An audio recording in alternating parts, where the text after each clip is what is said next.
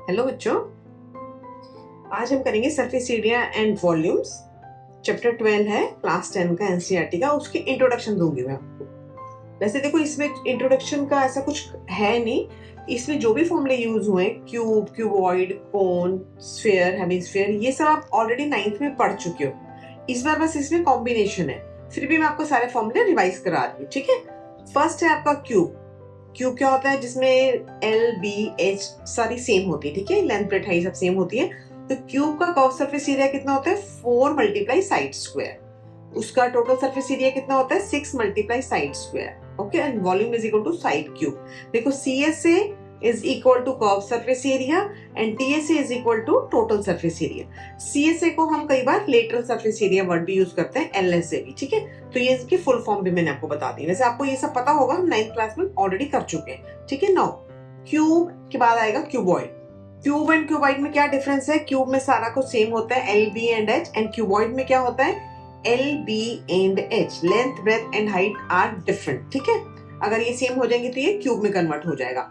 तो क्यूबॉइड का curve surface area कितना होगा? 2HL plus B। TSA कितना होगा? 2LB plus BH plus HL and volume is equal to L into B into H। Because ये आपको सारे फॉर्मुलेस आते हैं, मैं खाली आपको रिवाइज करा रही हूँ, ठीक है, क्योंकि हम ये फॉर्मुले आगे एक्सरसाइज में यूज करेंगे, ठीक है। नाउ कोन। कोन क्या है? इस फॉर्म में होता है कोन आपका। इसमें रेडियस होती है, हाइट होती है, and this is L। L क्या है? आपकी स्लांट हाइट, ठीक है। तो कोन का कर्व सरफेस एरिया कितना होता है? Pi r l and total surface area is equal to pi r l plus r. Volume is equal to 1/3 pi are square h. और एल का एक फॉर्मूला और होता है कि बिकॉज ये आपका यहाँ पे राइट एंगल बनता है, ये आपके पास राइट ट्रायंगल बन गया, तो इसमें L square is equal to H square plus R square. If H and R are given तो आप एल फाइंड कर सकते हो, ठीक है। ये हमने पाइथागोरस थ्योरम से निकाल लिया। नाउ क्यूब, क्यूबॉइड एंड कोन हो गया। अब क्या बचेगा आपके पास? सिलेंडर, स्फीयर, हेमिस्फीयर, ठीक है। सिलेंडर देखो इस फॉर्म में होता है आपका सिलेंडर। इसमें एक आपके पास रेडियस होती है एंड एक इसकी हाइट होती है। तो सिलेंडर में क्या है? कर्व सरफेस एरिया आएगा 2 pi r h, total surface area आएगा 2 pi r h plus r and volume is equal to pi are square h, ठीक है।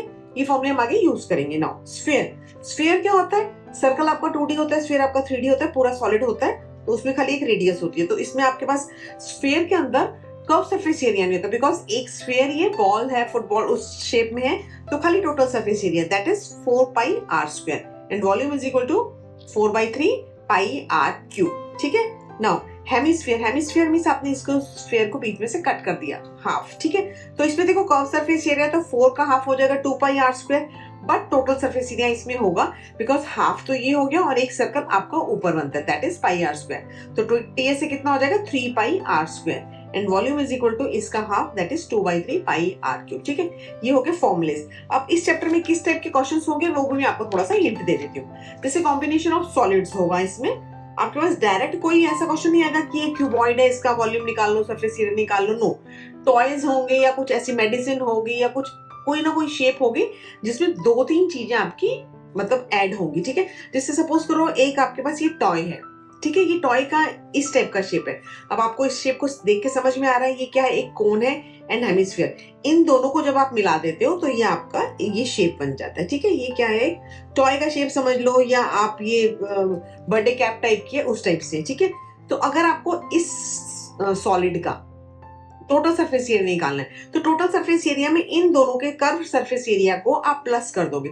देखो हेमिस्फीयर का हम टोटल नहीं लेंगे क्योंकि ये इसमें इस शेप में है, तो इसका भी कर्व्ड आएगा, इसका भी कर्व्ड आएगा। तो total surface area of toy is equal to curve surface area of cone plus curve surface area of hemisphere. Okay, similarly अगर इस आपको सॉलिड का वॉल्यूम फाइंड करना है तो volume of this plus volume of this, volume of cone plus volume of hemisphere, दोनों को add करोगे तो टोटल सॉलिड जो बना हुआ है जिस शेप में उसका आपके पास वॉल्यूम आ जाएगा। सिमिलरली सपोज कर लो इस टाइप का ये शेप है, ये भी कोई सॉलिड है आपका, कुछ भी हो सकता है, कैप्सूल टाइप का भी हो सकता है या कोई टॉय हो सकता है, कुछ भी है। इसमें बीच में एक ही सिलेंडर है एंड साइड्स में 2 हेमिस्फीयर्स हैं। अब देखो इसका अगर आपको curve surface total surface area of इस सॉलिड निकालना है तो उसके अंदर curve surface area of this cylinder, curve surface area of this hemisphere and this hemisphere, ठीक है।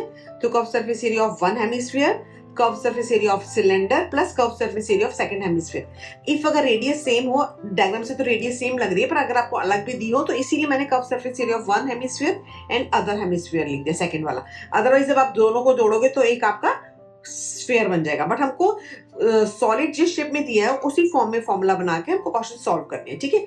नाउ अगर इसका वॉल्यूम निकालना है तो volume of one hemisphere, volume of cylinder and volume of other second hemisphere, ठीक है। तो ऐसे आ जाएगा। ये तो हो गया आपके पास इसका इंट्रोडक्शन। नाउ अब नेक्स्ट वीडियो में हम क्या करेंगे, इनकी 12.1 एक्सरसाइज स्टार्ट करेंगे, ठीक है। Okay, thank you.